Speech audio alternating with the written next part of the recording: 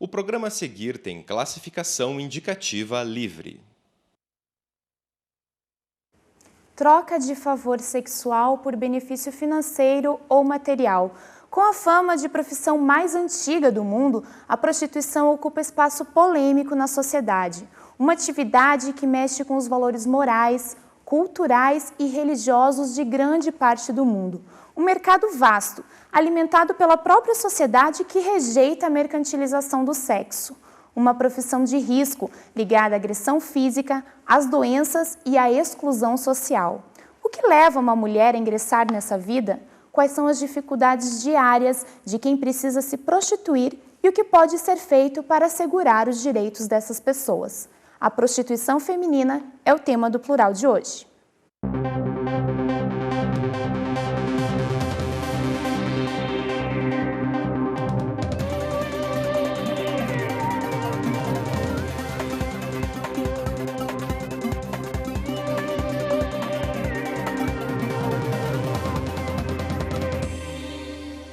Uma pesquisa realizada em 2001 pela Fundação Mineira de Educação e Cultura revelou que o Brasil possui uma multidão de 1.100.000 mulheres que vivem do sexo. De acordo com o estudo, o mercado nacional da prostituição movimenta 500 milhões de reais por ano. No mundo, a cifra sobe para 70 bilhões de reais. 28% dessas mulheres entraram na prostituição por falta de emprego. 55% para ajudar na renda familiar e 59% são chefes de família e sustentam os filhos sozinhas.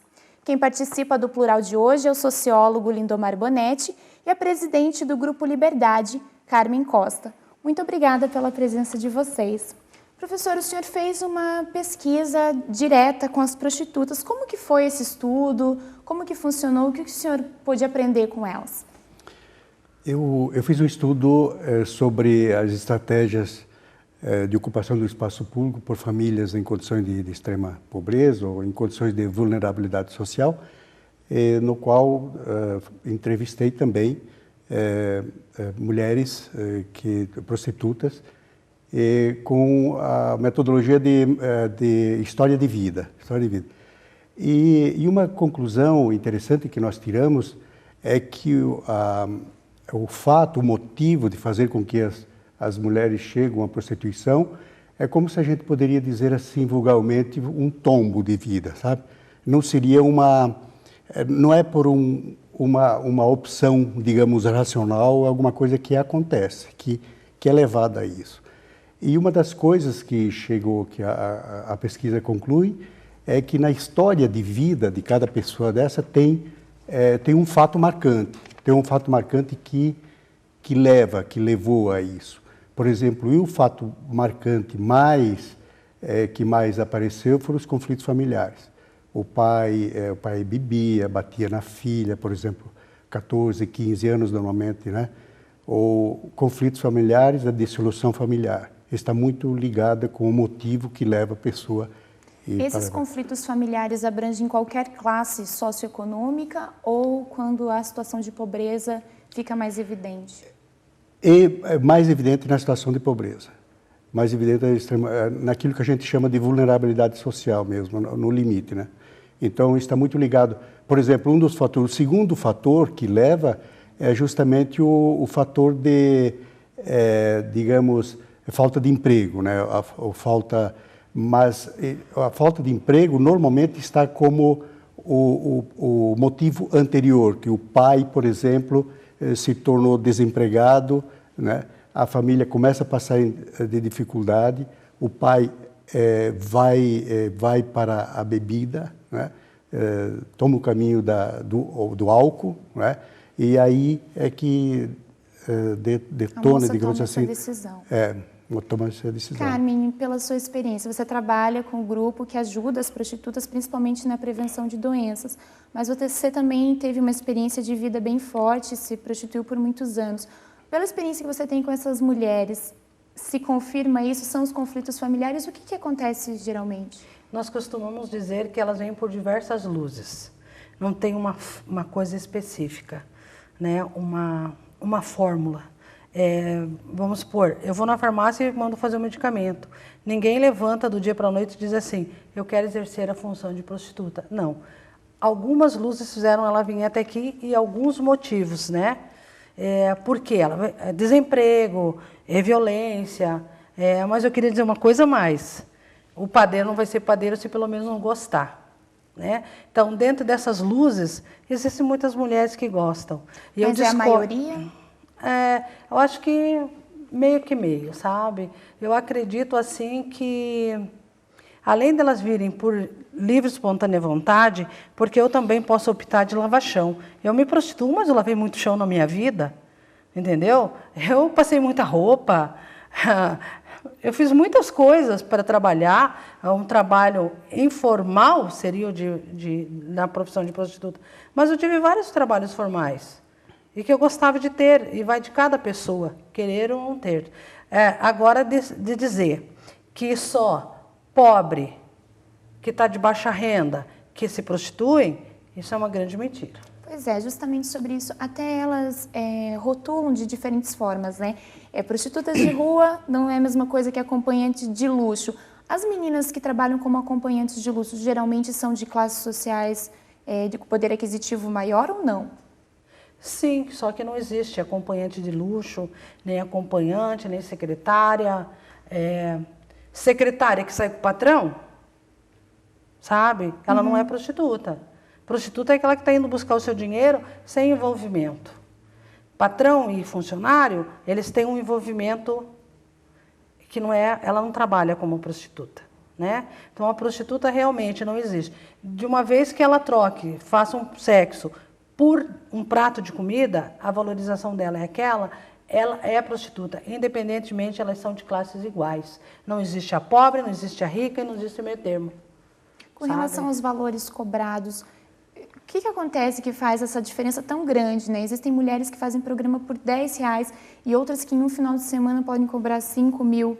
Não sei se essa realidade é tão frequente. Você veja bem uma coisa, Esther. O sociólogo, ele pode vender o trabalho dele por professor e sociólogo por R$200. Outro sociólogo já vende a R$300.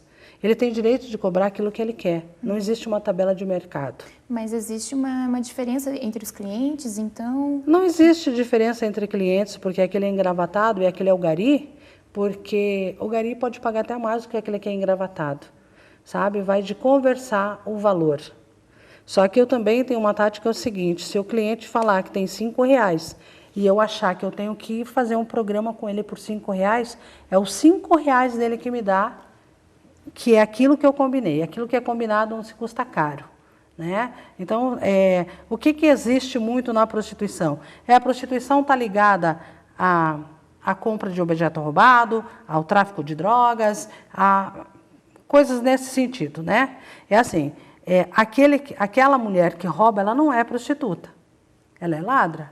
Aquela que vende droga, ela não é prostituta, ela é a que repassa a droga. É a vendedora. Aquela que usa é usuária de droga. Ela não está nas esquinas e nas casas noturnas, como se dizia você ali, quando você estava a abrir o programa, elas são 90% dessas mulheres hoje, elas têm que levar o sustento dos seus filhos. Então, essa realmente é a prostituta. É a que exerce a profissão realmente. Sabe? É comum ouvir dizer que a prostituição é a profissão mais antiga do mundo, mas não é nada disso. Ao longo da história, a atividade foi vista e tratada de diferentes formas. Nossa equipe conversou com um historiador para saber como a profissão mudou. Os primeiros registros escritos nós encontramos na antiga Mesopotâmia. Na epopeia de Gilgamesh, por exemplo, um dos futuros companheiros do Gilgamesh, o Enkidu, ele foi civilizado por uma prostituta, Ishtar. Também nós encontramos na antiga Babilônia, em pesquisas arqueológicas, uma contabilidade de um prostíbulo, inclusive de prostituição masculina. Na medida que houve a urbanização, a divisão em camadas sociais, a civilização, uns acumulando riquezas e outros vivendo na miséria, a prostituição tornou-se uma profissão em função dessa mercantilização do corpo. Desde os primórdios da história, a história escrita propriamente dita, nós temos referências à prostituição. Por exemplo, na Grécia. Na Grécia, a porné em grego é vendida. Em geral, uma escrava que era prostituta, alguns óbulos. Havia uma prostituta, digamos assim, mais refinada, que era a hetaira. Na antiga Roma, a meretrix era aquela que se vendia. Então, na civilização greco-romana, nós tínhamos a escravidão, e com a escravidão uma multidão de pessoas que eram exploradas em trabalhos os mais diversos, inclusive aquelas que eram profissionais do sexo. O status da prostituta no mundo antigo, no mundo medieval, era dos piores. Com raras exceções, por exemplo, na Idade Média, as mulheres que se prostituíam, elas tinham que usar roupas especiais. Elas não podiam ser confundidas com mulheres, entre aspas, honestas. A igreja, a princípio, tentou acabar com a prostituição, mas não conseguiu. E acabou vendo a prostituição como uma válvula de escape. A prostituição, em geral, ela tem uma origem econômica. Pessoas marginalizadas que buscam na prostituição o exercício de uma profissão para sobreviver.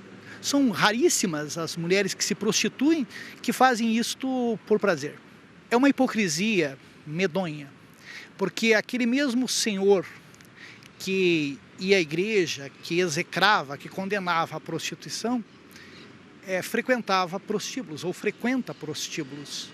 Então, na medida que a mulher vai ganhando um status melhor na sociedade, estudando, trabalhando, a prostituição tende a diminuir. Não quer dizer que ela vá acabar, mas, infelizmente, do jeito que a prostituição existiu e existe, é um sintoma de degradação da pessoa humana, que é explorada naquilo que ela tem de mais dela, que é o seu corpo. Professor, ali ele fala em hipocrisia da sociedade, né? A gente tem um mercado aí que movimenta muito dinheiro, que é a prostituição. E, ao mesmo tempo, as pessoas rejeitam isso, né? Como que a análise sociológica a gente pode fazer disso? Uma profissão que se sustenta desde a antiguidade. As pessoas têm vergonha de dizer que frequentam esses lugares, que aceitam os serviços da prostituição? Existe uma história, inclusive, da relação afetiva, né? Isso está muito relacionado com a relação afetiva e o estigma do homem como macho, né? O que o homem pode ter sexo fora do casamento, digamos, e a mulher não, né? Historicamente isso se constituiu um traço cultural, isso, né? Então me parece que está muito ligado com o traço cultural. Então, ao mesmo tempo que o mesmo homem, quer dizer, o político, né, o chefe do município, o chefe da cidade, que condena a prostituição, mas ele procura a prostituição, né, como o professor falou. Então, isso está muito ligado com a questão cultural. Mas me parece também que é importante, essa aqui que a colega professora, a Carmen, fez referência, que a prostituição não está somente na classe baixa, né? Eu concordo com ela. Existem formas diferentes de se expressar a prostituição dependendo da classe que ela pertence, né? Por exemplo, eu trabalhei na minha pesquisa com a classe baixa. Então, esse fenômeno vem da classe baixa. Mas o fenômeno, por exemplo, de maior opção por dinheiro, ele já está mais relacionado à classe média e alta, quando já não é mais motivo simplesmente econômico, como o professor abordou, mas já existe uma racionalidade na questão, né? Ou por dinheiro ou por prazer. E o perfil dos clientes, Carmen? Porque se a maioria das prostitutas está em classes mais pobres, os clientes, existe um perfil de clientela ou também é muito vasto? Ele acabou de falar que tinha uma vez que, como predomina ainda e que nunca vai acabar, eu acho, no mundo, assim como a prostituição, o grande machismo, né? Não existe um perfil. Existem homens que procuram fantasias sexuais, né? Sim. E que lá elas realizam essas fantasias sexuais.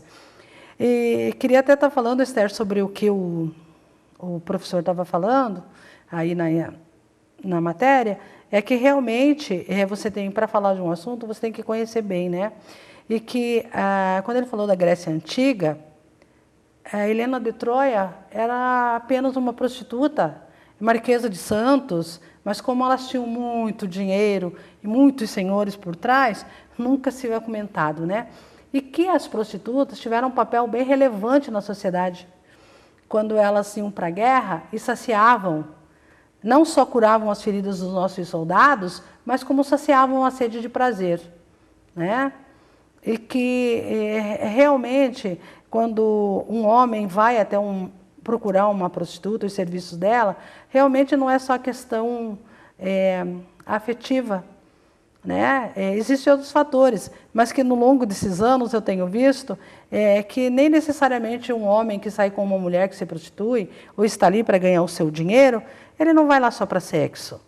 Ele vai lá também para que elas sirvam até de psicólogas, porque eu acho que teria que ter mudado, porque o que a gente escuta muito nesses programas, nesses 30 minutos, 1 hora que está acompanhado com o seu cliente, é ele falar da vida dele com a esposa, que não está bem, é os filhos que estão dando um problema, ele não sabe para onde correr, até uma forma de desabafo. Muitas vezes a esposa está em casa, não quer escutar ele dizer, você foi bem no trabalho? Não, ela não pergunta, mas ela fica dizendo que o Joãozinho, a Mariazinha, o Tiaguinho tem problema na escola, ela não está com o arroz tranquilo para o mês todo, e aí ele vai lá para esparecer a cabeça muitas vezes, nem necessariamente um homem procura uma mulher dessa para sexo. Ele até pagou os 30 minutos de 1 hora, ela serviu como psicóloga para ele, sabe? Porque talvez ele não quer dizer que ele é louco, então ele vai procurar uma dessas mulheres para que ele não vá na psicóloga. Quem trabalha com prostituição enfrenta uma série de riscos à saúde e à integridade física. O que pode ser feito para proteger as profissionais do sexo? A gente fala sobre isso no próximo bloco.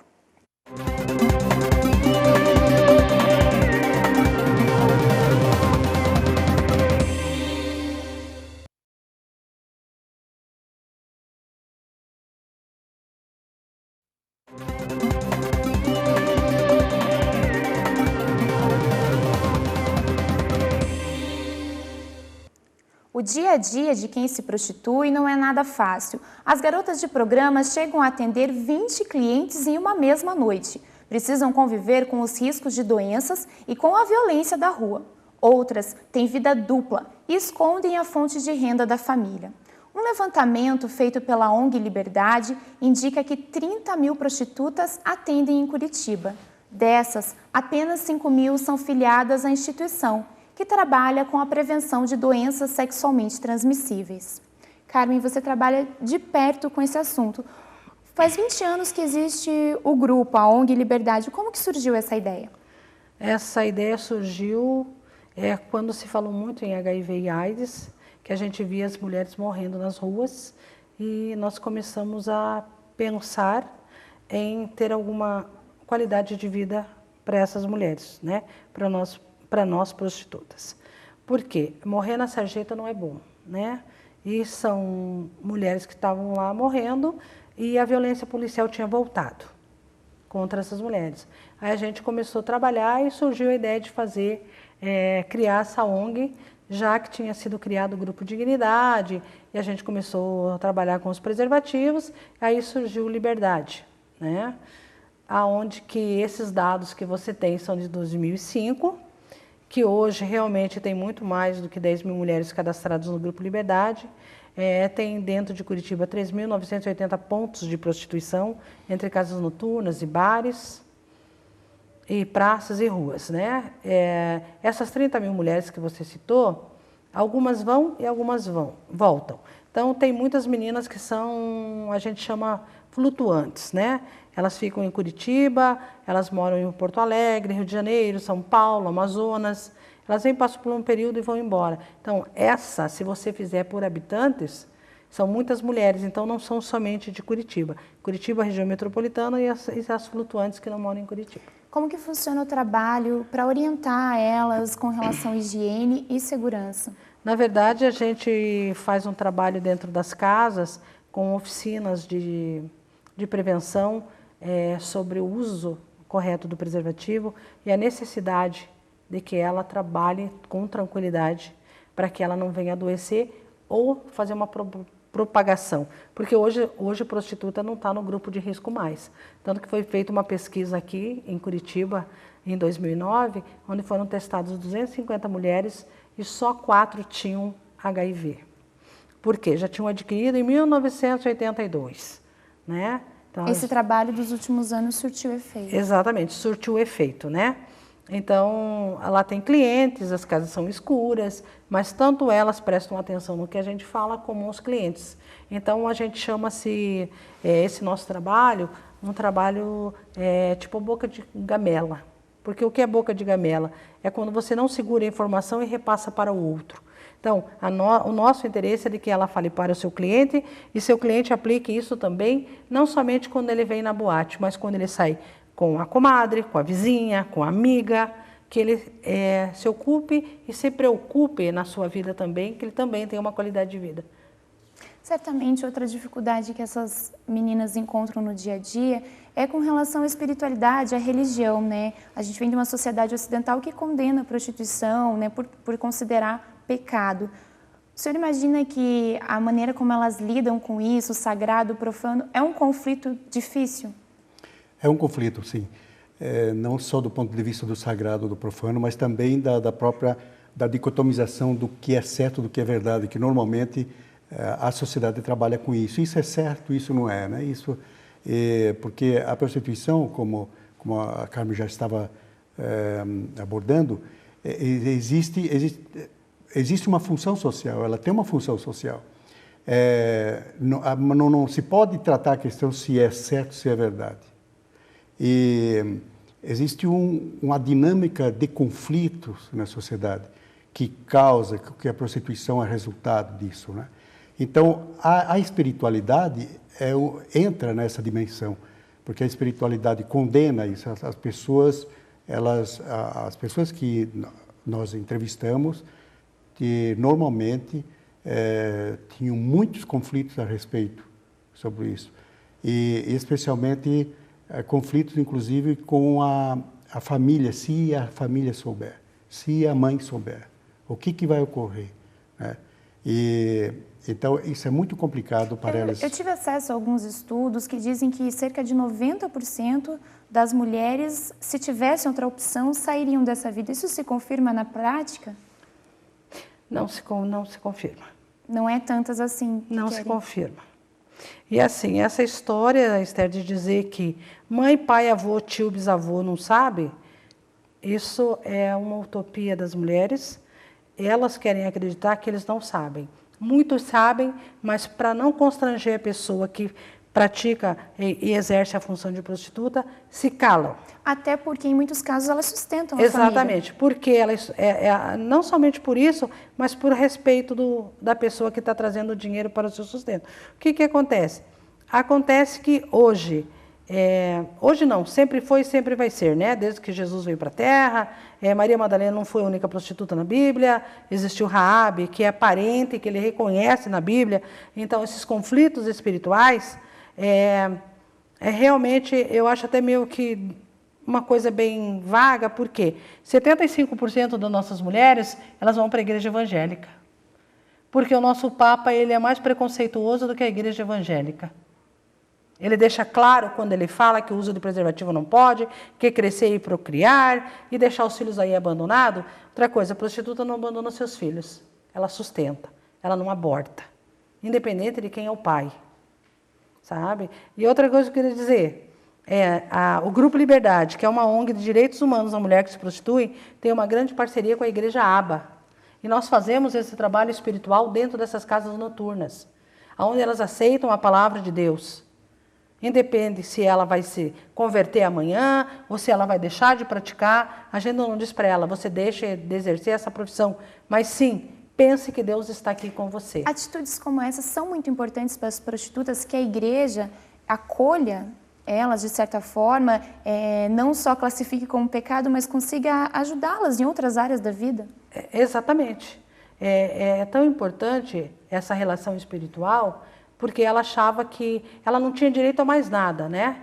Porque o preconceito da sociedade, desculpe os homens, né, não são das mulheres. O preconceito vem do próprio cliente, do próprio homem que vai lá e usa os seus favores, paga pelos seus favores, entendeu? Paga pelas fantasias. Ele que é o preconceito, porque nós temos o seguinte, passa um casal lá e a pessoa, o homem que está do lado daquela mulher, ele realmente é cliente da fulana que está lá parada no seu ponto. Aí ele fala para a esposa, nem olhe para aquela puta lá.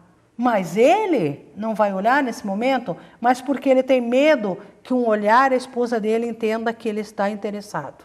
Então, o preconceito vem do homem, daquele que é favorecido. Vocês trabalham com a prevenção de doenças na ONG, dessa parte espiritual também. E eu imagino que quem trabalha ali na ONG acaba se tornando um pouco psicóloga dessas meninas. Quais são as principais reclamações e sofrimentos delas? Cada uma tem um diferente da outra, né? Na verdade, eu acredito que o sofrimento maior das mulheres... Nossa, daqui a pouco os homens vão dizer, essa mulher é mal amada, né? Não, eu sou bem amada e bem casada. O que acontece? Ela tem muito problema com o marido em casa, sabe? E a gente, quando ela tem problema com o marido, a gente fica com o máximo cuidado, porque qualquer coisa que a gente fale para ela, ela pode ir lá, porque briga de marido e mulher, ninguém mete a colher. Entendeu? Então, essa angústia. A angústia dela é que as crianças na escola sejam rejeitadas, ela não tem direito. E hoje as mulheres que se prostituem sabem que elas têm direito, que elas podem ocupar o mesmo espaço na sociedade como em qualquer outra profissão. Estudantes de comunicação se dedicaram a conhecer a vida de 4 prostitutas em Curitiba. O resultado foi o documentário Delírios, que mostra a história e o drama dessas mulheres. O jornalista Mauro Welter tem mais informações. Esther, retratar o dia a dia de uma profissional do sexo não é fácil. Algumas têm vida dupla e preferem não mostrar o rosto para preservar a família. Outras têm vergonha da profissão e preferem calar-se a compartilhar suas histórias de vida, nem sempre glamourosas. Mas 4 prostitutas receberam uma equipe de reportagem formada por estudantes da UFPR. O resultado foi o documentário Delírios. Um desses jornalistas está aqui comigo, é o Ivan Zordi. Ivan, quem são essas mulheres, essas meninas com quem vocês conversaram? Olá, Mauro. Olá, pessoal que está assistindo a gente. São 4 mulheres que a gente selecionou para fazer esse documentário, após apurar, né, levantar em que lugares elas realizam a prostituição. Então, nós selecionamos uma menina que trabalha numa casa de massagem, outra que trabalha numa boate, uma outra mulher que já trabalha na rua e a última que atende clientes no seu próprio apartamento. E são histórias de vidas muito diferentes do ponto de vista de como que elas iniciaram a prostituição? Sim, Mauro. Cada uma tem... a porta de entrada da prostituição ela é muito diversa, é muito multifacetada. Algumas entram por desilusões familiares, por desilusões amorosas, por necessidade de renda, por fragilidades emocionais. E são histórias bem diferentes. Cada uma carrega a sua dor, o seu ônus de estar vivendo isso. Algumas preferem manter um sigilo, outras já são mais flexíveis em relação a isso. Então, assim, não dá para dizer que prostituta é uma só coisa. É um terreno muito multifacetado. Alguma história te chamou mais atenção, Ivan? A moça da rua. A moça da rua passou por uma desilusão muito grande. Ela tinha um namorado, um quase marido, um noivo, e o homem prometia mundos e fundos para ela, e ela chegou em casa e encontrou a própria mãe dela deitada, né, na cama com esse namorado. Então são histórias assim realmente que levam a gente a refletir e ver, poxa, são seres humanos também. Eu saí muito humanista depois de realizar esse filme, co-realizar ele, né, ao lado da minha colega, enfim. Após o documentário, você acredita que a regulamentação da profissão seria importante, traria mais respeito, diminuiria o preconceito? Qual é a tua visão nesse ponto, Ivan?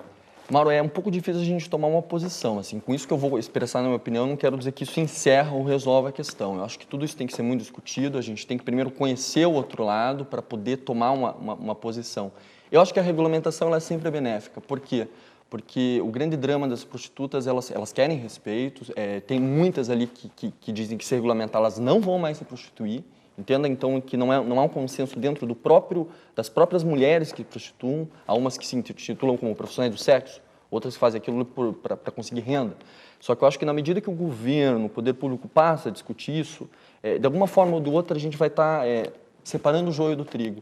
Então, aquelas mulheres que se assumem como profissionais do sexo e tomam as medidas sanitárias, as medidas de proteção sexual, prevenção, elas vão estar sendo privilegiadas. Então, a Gisele está privilegiando a proteção desses seres humanos. Eu acho que, nesse sentido, a regulamentação deve ser colocada, deve ser positivada e pensada e discutida. Ok, obrigado pela sua entrevista, Imagina. Ivan. Esther, é com você.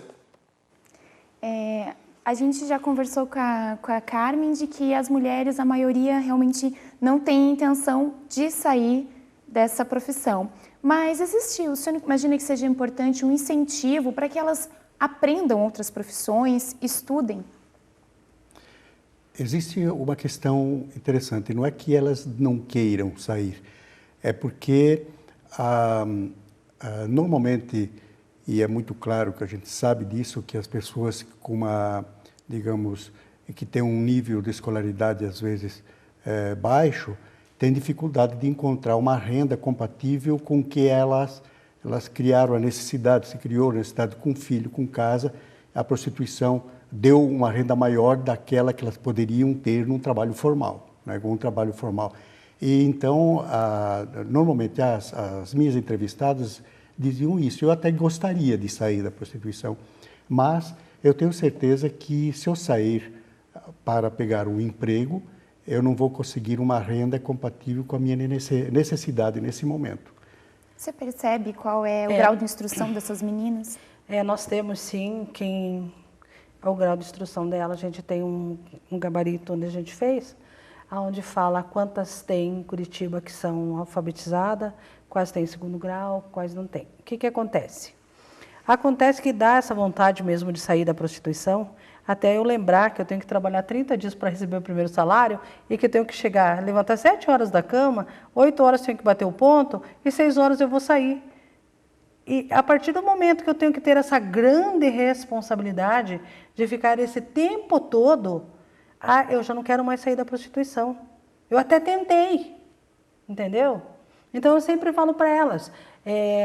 Se elas tem o ônus de estudar também, né? Exato. E no Grupo Liberdade, nós temos não só esse trabalho que você colocou, um incentivo de voltar para a escola, como um incentivo de ter novas profissões, não que ela deixe da sua profissão atual, mas uma outra fonte de renda. Cursos de artesanato, a gente tenta fazer com que elas ingressem na escola, que ela tenha vontade de voltar para a escola, que ela enxergue um novo horizonte na vida dela. Sabe? Então, colocado todos esses fatores para que ela tenha vontade de estudar. Tem uma moça que foi para a escola e voltou e disse assim, eu não vou mais na escola, sabe por quê? Porque nessa escola que eu vou, tem um cara que chega lá, ele sabe que eu fico na esquina, fica zombando da minha cara. Entendeu? Então, quer dizer, realmente aquele que não tem o que fazer, que fica zombando dela. Eu, quando eu fiz faculdade, todos os alunos da minha sala, eu trabalhava de enfermeira, e eles achavam que eu era enfermeira. Quando eu estava no segundo período, teve um trabalho na faculdade onde nós tínhamos que ter droga, mostrar os tipos de droga que existia. E eu trouxe todos os tipos de droga. Por quê? Por que será que eu trouxe todos os tipos? Porque eu não precisei comprar nenhuma, eu pedi emprestado, sabe? E aí, quando trouxeram o tema de prostituição nesse mesmo trabalho, eu perguntei para muitos alunos assim, você sabe qual é a minha profissão? Sei, você é enfermeira. Todo mundo acha que eu sou enfermeira. Que bom, mas vocês têm uma amiga prostituta. Quer dizer, enquanto eles não conheciam o lado da Carmen, se eu contasse para eles a minha profissão na verdade, entendeu? Porque entre ser enfermeira e prostituta, eu tenho o maior orgulho de falar que eu sou prostituta e não teria tanto orgulho de falar que eu sou formado em uma faculdade de enfermagem, porque o que eu vivi na rua e o que eu aprendi na rua dá de 10 a 0 em qualquer faculdade. Porque isso é teoria. Prática, o que eu aprendo nas ruas, é muito maior o ensinamento. Então, eles falaram, não acredito. Mas se eu falasse no início do período, eles iam me rejeitar. Mas eles já conheciam a pessoa, o caráter, a dignidade e a honestidade da Carmen aluna. A Carmen aluna enfermeira. Então, quando eu falei que eu era prostituta, até o meu professor, ele ficou de boca aberta. Então, enquanto a minha faculdade era paga, enquanto eu ia para aula, para mim estudar, aprender, existia meia dúzia de babaca que ficavam conversando dentro da sala, porque quem pagava a sua faculdade eram seus pais.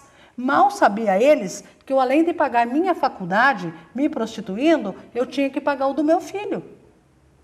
Sabe? Então, isso me deixava muito... Eu tinha vergonha disso.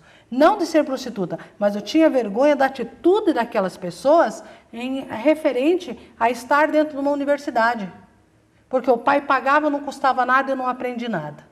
Sabe? Então, isso que é ter vergonha das coisas. Agora, eu tenho bastante orgulho de dizer, sou prostituta sim. Se eu precisar ganhar dinheiro assim, vou ganhar sim. Sabe?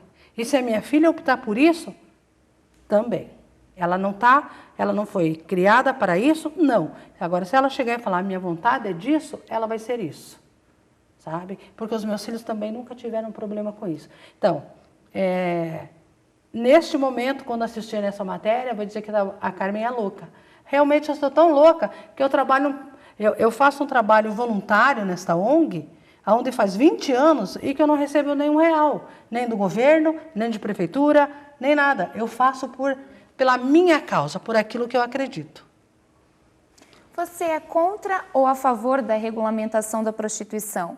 A gente vai conversar sobre isso no próximo bloco.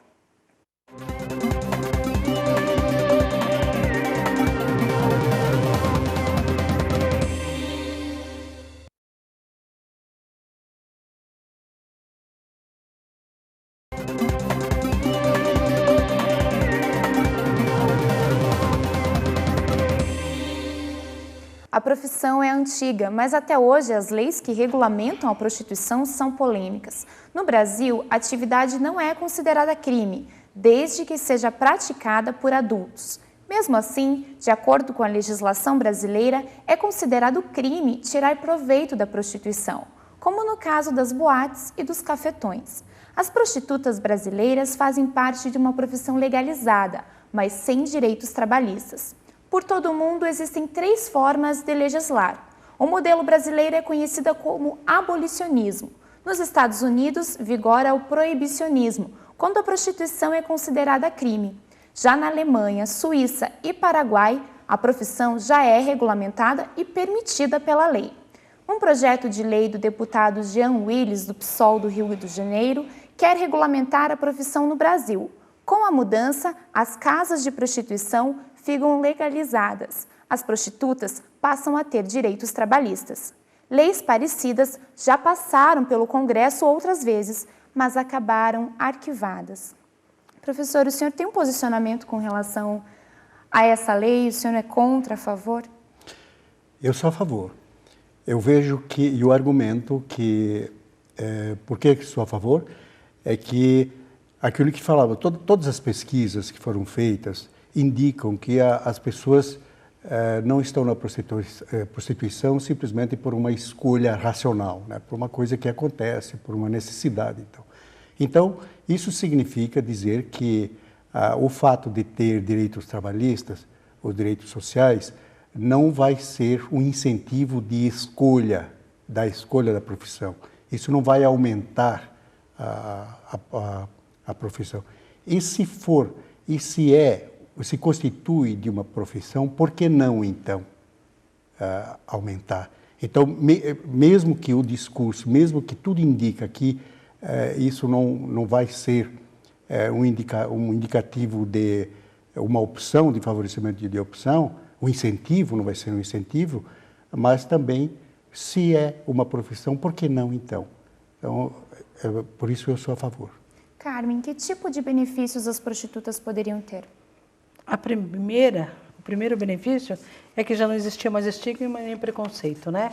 Você poderia trabalhar livre, leve e solto, com respeito. O respeito é muito importante. Mas você acha que o preconceito seria reduzido a partir da aprovação dessa lei? Eu acho que sim. Está muito relacionado à religião, né?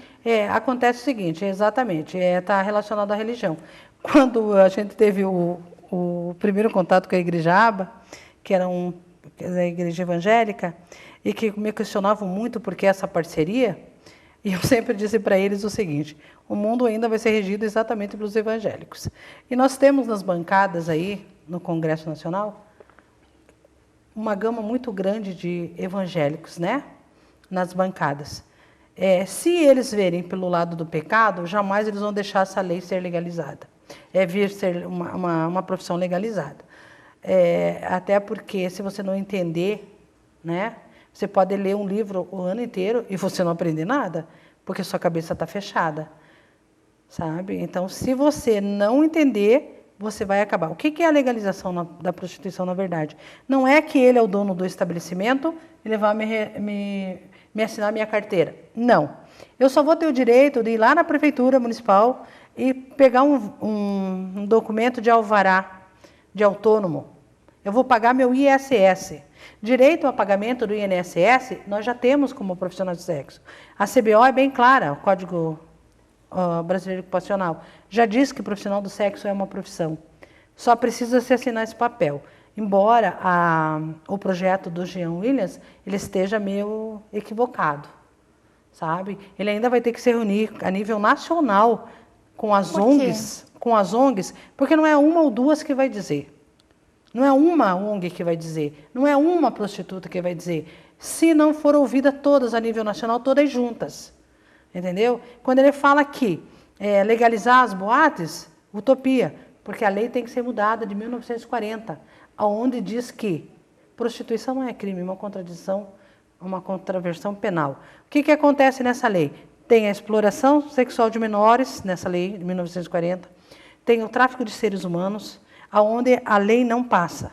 E o rufianismo, que é os donos de casa, diz que lá é crime. O cliente está no crime, eu não estou. Se não cair essa lei de 1940, não mudar o código, não vai ser aprovada. Além da bancada evangélica que nós temos. Então, o que tem que ser criada? Eu acredito, né? A minha instituição, a minha ONG acredita que em todos os estados tem que ter uma frente parlamentar à prostituição, para ela ser estudada, para depois ser apresentada no Congresso Nacional. Porque se você não entender realmente, você não vai aprovar nada. É como todos aqueles que querem falar sobre sim ou não, você é a favor ou é contra. Se você não sabe por que você é a favor, o que vai beneficiar as pessoas e por que elas são beneficiadas, você vai dizer que não. Porque a palavra prostituta e prostituição é muito feio. É justamente sobre isso que a gente vai falar agora. A lei é polêmica, mas pouca gente sabe o que pode mudar na prática. A nossa equipe foi às ruas para saber o que as pessoas pensam sobre o assunto. Olha, eu sou muito na verdade, eu pedi direito. Para chamar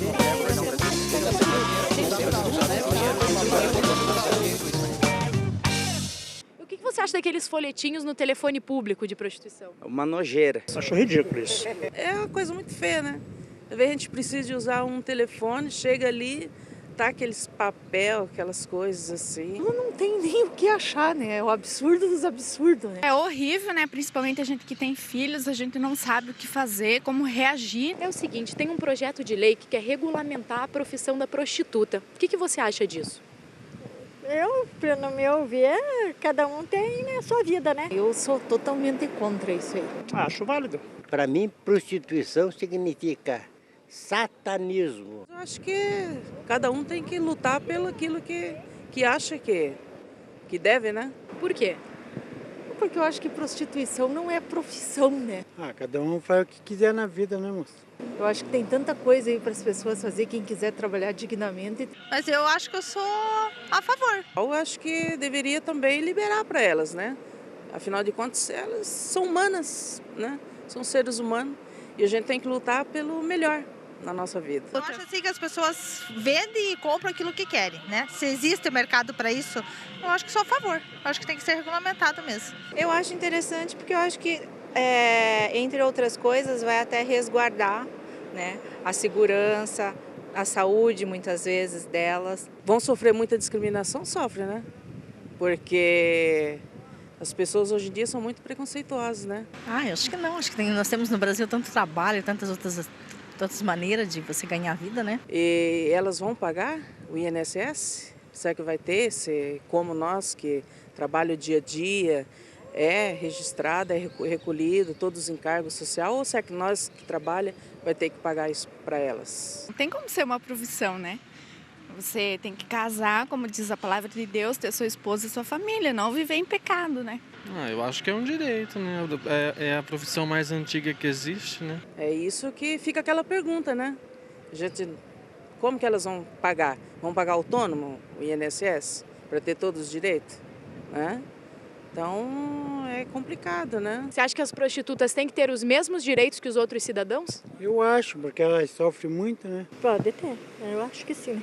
Vai da cabeça dessa, acho que é uma profissão, para mim tudo bem, eu não tenho nada a ver com isso. Ela não deixa de ser um ser humano, né? Mas não deve ser aprovado como uma profissão. Então, elas devem ter direitos, não só deveres. Eu acho que é um pecado e ela deve ser perdoada e deve se arrepender, né, do que ela faz, mas não ser apoiada a pecar. É a mesma coisa que um trabalhador, né?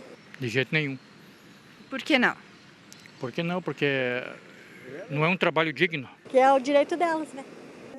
Bom, pelo que a gente percebe ali, tem uma mescla, né? A maioria das pessoas não sabe, na verdade, do que se trata a lei, o que muda na prática, e ficam presas àquilo que a sociedade repete muito, que é pecado, né?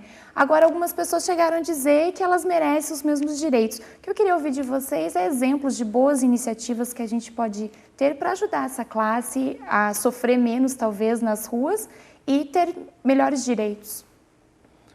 Uma das questões que eu acho que é importante seria o próprio debate com elas, né?